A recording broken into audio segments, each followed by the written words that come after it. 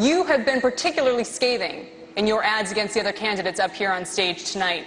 Do you agree with Governor Huntsman that these attacks should be abandoned? Well, they should be abandoned if you're not telling the truth. But if you're exposing a voting record, I think it's quite proper. There was one ad that we used against Senator Santorum, and I only had one problem, is I couldn't get all the things in I wanted to say in 1 minute. But, you know, we mentioned No Child Left Behind, and that he supported deficits ×5, raising the national debt, and that he voted for prescription drug programs, and as well as he voted against right to work. And I could have added, you know, things like he voted for Sarbanes-Oxley. So my only regret is that I couldn't get enough in that 1 minute that I should have. Congressman Paul. South Carolina has 7 major military bases and thousands of people employed in the defense industry.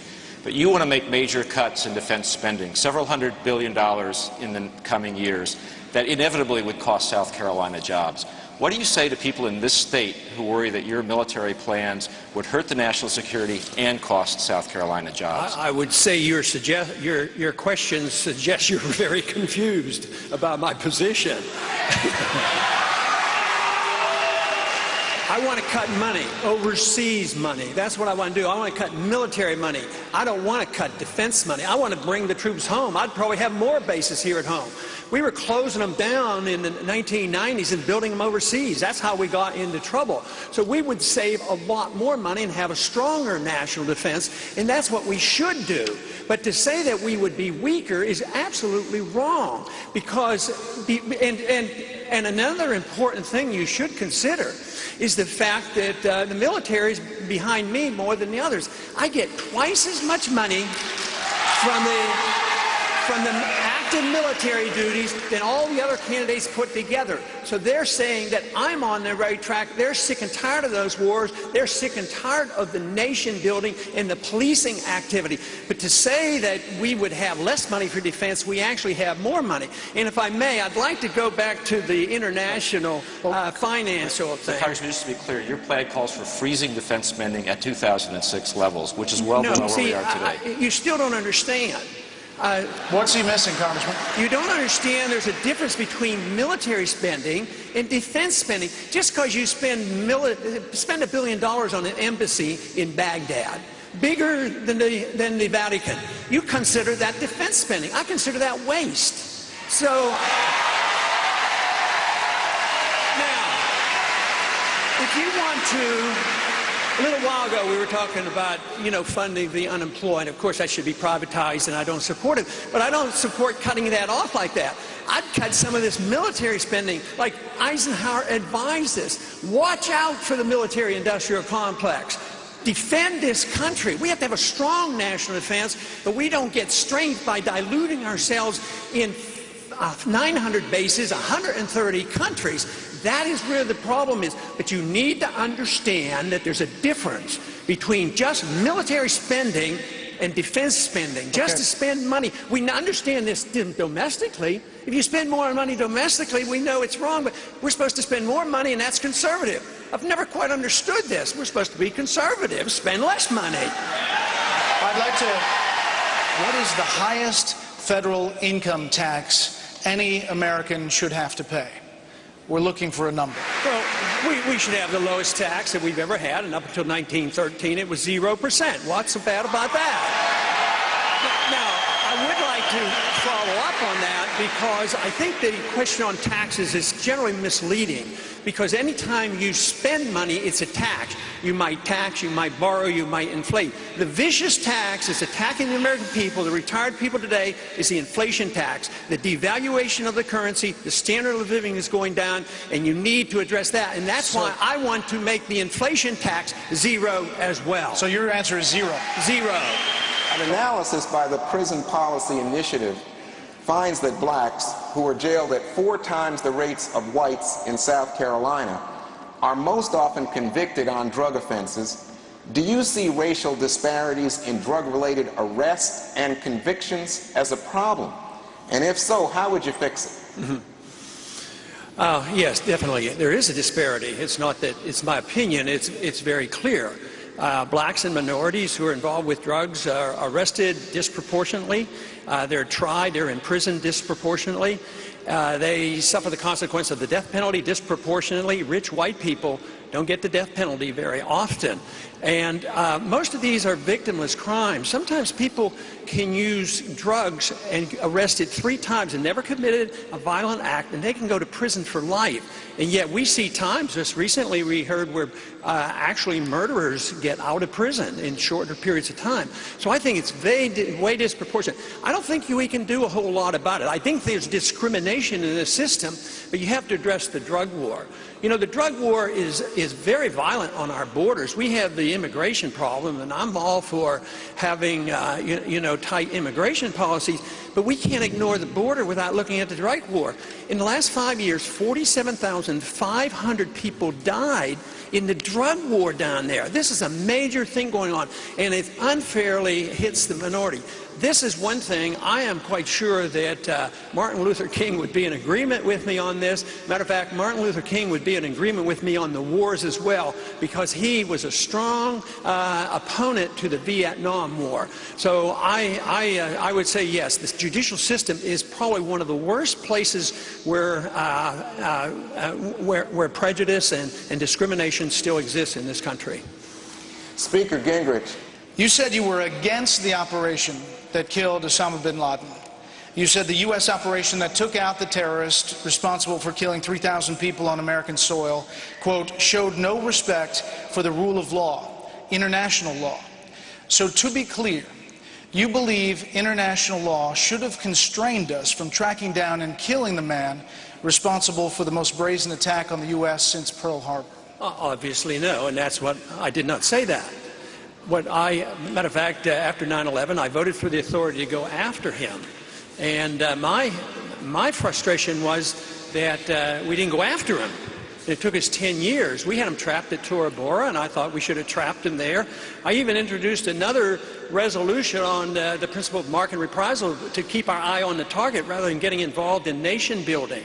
But no respect for international law was the question about the quote that you used in Des Moines. Well, you know, KSM, his colleague, was in Pakistan, and we communicated, with the government of Pakistan, and they turned him over. And what I suggested there was that if we have no respect for the sovereignty of another nation, that it will lead to disruption of that nation. Here we have a nation that we're bombing constantly, trying to kill people that we consider our enemies. At the same time, we're giving the government of Pakistan billions of dollars. Now there's a civil war going on. The people are mad at us, but yet the government they're getting money from us. And I think it's a deeply flawed policy. But to not go after him, and if I voted for the authority, obviously I think it was proper. But once they waited 10 years, I don't see any reason why they couldn't have done it like they did after Khalid Sheikh Hamad. And that would have been a more proper way.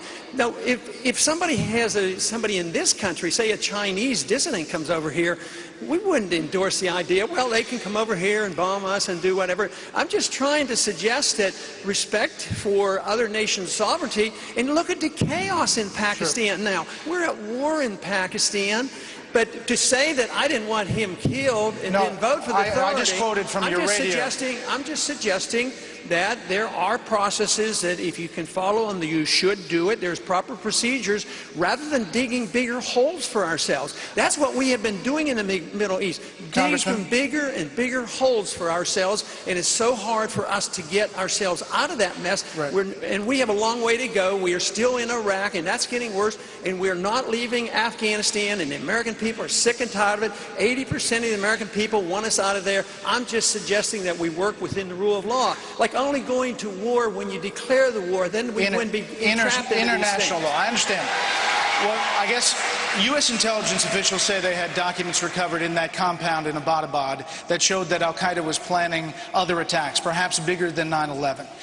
I asked you in our debate in Sioux City on the topic of Iran about this, but on this topic, GOP nominee Ron Paul would be running far to the left of President Obama on the issue of tracking down and killing terrorists who want to attack the U.S. Well, I would say that if you do your best and you can't do anything, yes, we had the authority, we voted for it, you got it from the Congress, you do it. I just didn't think that they had gone through the process enough to actually, capture him in a different way.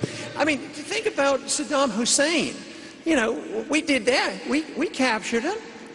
And we tried him. I mean, the government tried him, and he got hung. What's so terrible about this? This whole idea that you can't capture...